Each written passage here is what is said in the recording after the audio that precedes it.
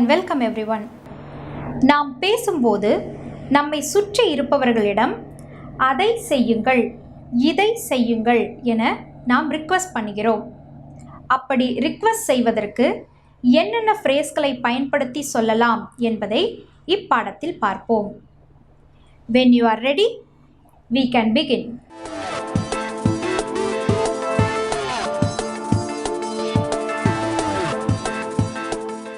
முதலில் would you please என்பதை பயன்படுத்தி 3 எக்ஸாம்பிள் சென்டென்ஸ்களை சொல்லி பழகுவோம். என்னோடு சேர்ந்து நீங்களும் சொல்லுங்க. Would you open the door please? Would you close the window please? Would you be silent please?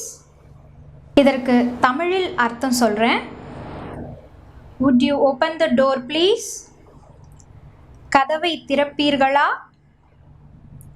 Would you close the window please? சன்னலை மூடுவீர்களா? Would you be silent please? அமைதியாக இருப்பீர்களா? Would you please என்பதற்கு பதிலாக will you please என்பதை பயன்படுத்தி சொல்லலாம். இரண்டும் ஒரே அர்த்தம்தான். என்னோடு சேர்ந்து நீங்களும் சொல்லுங்க. Will you open the door please? Will you close the window please? Will you be silent please? Will you please என்பதை பயன்படுத்தி நண்பர்களிடமும் உறவினர்களிடமும் பேசலாம். Would you please என்பதை பயன்படுத்தி நம்மை விட மூத்தவர்களிடம் கேட்கலாம். Would you please is more polite than will you please. Could you peel this orange for me please? Could you speak more slowly please? Could you lend me some money please? இதற்கு தமிழில் அர்த்தம் சொல்றேன். Could you peel this orange for me please? இந்த orange பழத்தை உரித்து தருவீர்களா? Could you speak more slowly please? கொஞ்சம் மெதுவாக பேசுவீர்களா? Could you lend me some money please? கொஞ்சம் பணம் கடனாக தருவீர்களா?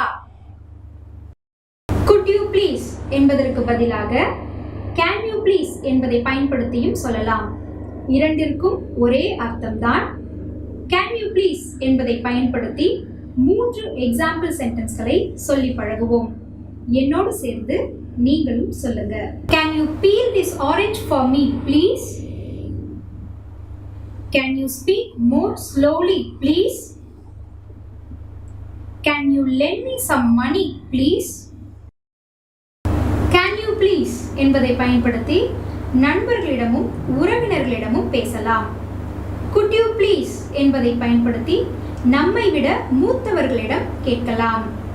Could you please is more polite than can you please.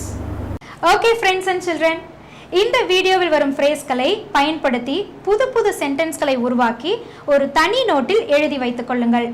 அதை உங்கள் நண்பர்களிடமும் உறவினர்களிடமும் அடிக்கடி சொல்லி பழகுங்கள். நாம் இந்த வீடியோவில் சொல்லி பழகிய சென்டென்ஸ்கள் எல்லாம் இந்த வீடியோவின் கடைசியில் தரப்பட்டுள்ளன. அவற்றை மனதிலிருந்து வரும் வரை அடிக்கடி சத்தமாக ரீட் பண்ணுங்க. Thank you for watching. I look forward to seeing you in the next video. Bye now.